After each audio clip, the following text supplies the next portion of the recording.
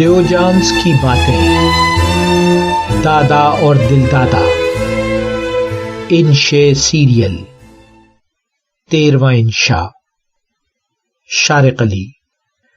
نیرنگ آباد لائبریری کے ہال کی بتیاں مدھم کر دی گئیں۔ دادا جی، میں اور یانی آپا بینچوں کی تیسری قطار میں بیٹھے تھے۔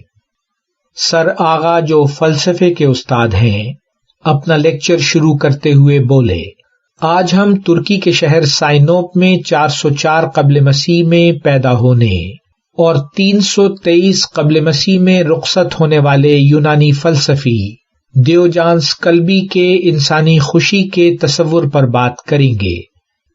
ایک بیرل میں رہنے والے دیوجانس کا کل اثاثہ ایک لبادہ، ایک تھیلا اور ایک پیالہ تھا۔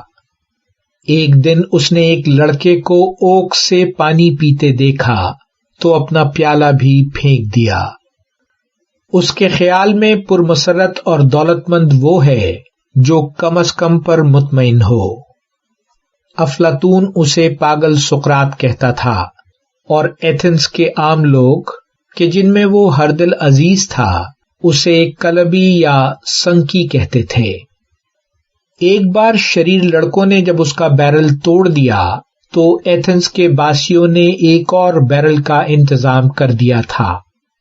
شان و شوکت اور دولت کی نمائش سے نفرت کرنے والے دیوجانس نے ایک دفعہ عالیشان قالینوں اور مخملی گاؤ تکیوں سے سجی محفل میں میزبان کے منہ پر تھوک دیا تھا، اور پھر یہ کہتے ہوئے معافی مانگ لی تھی کہ وہاں اسے سب سے کمتر اس کا چہرہ ہی نظر آیا کہ جس پر وہ بلا جھجک تھوک سکے۔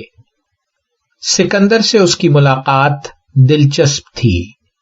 ایتھنز کا حکمران جب گھوڑے سے اتر کر دھوپ میں لیٹے دیوجانس کے سامنے آ کھڑا ہوا تو گفتگو کچھ یوں ہوئی: سکندر، میں سکندر اعظم ہوں دیوجانس، اور میں ہوں دیوجانس سنکی۔ سکندر، کیا آپ مجھ سے خوفزدہ نہیں؟ دیوجانس، تم اچھے ہو یا برے؟ سکندر، اچھا۔ دیوجانس، اچھوں سے کون ڈرتا ہے؟ مستقبل کا ارادہ؟ سکندر، پورے یونان کی فتح۔ دیوجانس، پھر؟ سکندر، پھر ایشیائے کوچک کی۔ دیوجانس، پھر؟ سکندر، پھر پوری دنیا کی فتح اور حکمرانی۔ دیوجانس، اور پھر؟ سکندر، آرام اور چین کی زندگی۔ دیوجانس، پھر کیوں نہ تم آج ہی سے آرام اور چین کی زندگی شروع کر دو۔ سکندر لاجواب ہو کر رخصت ہونے لگا تو کہا، دنیا کی کوئی نعمت، کسی آسائش کی طلب ہو تو مجھے بتائیے، آپ کی خدمت میں حاضر کر دی جائے گی۔ دیوجانس بولا، ایک طرف ہٹ کر کھڑے ہو جاؤ تاکہ دھوپ مجھ تک پہنچ سکے۔